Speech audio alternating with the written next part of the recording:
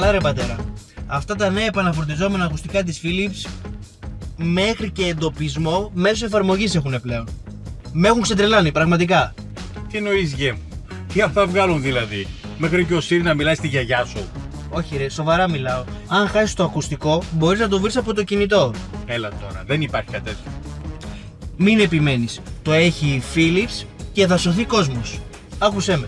Εντάξει, πάμε να αλλάξουμε θέμα. Γιατί αν συνεχίσουμε έτσι, θα βάλουμε στοίχημα και θα χάσεις για ακόμη μία φορά. Πάμε στοίχημα τώρα. Λοιπόν, εάν υπάρχει τέτοιο πράγμα, εγώ Ναι. ξεκινάω τρέχοντας έτσι όπως είμαι τώρα, Έτσι όπως μέχρι τα Σίβωτα. Εντάξει πατέρα.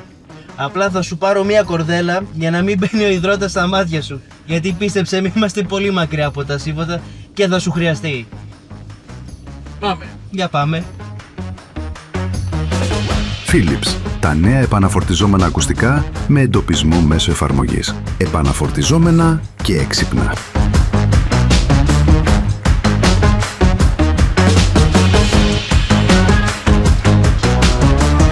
Όταν λέμε τεχνολογία που τρέχει μπροστά, το εννοούμε.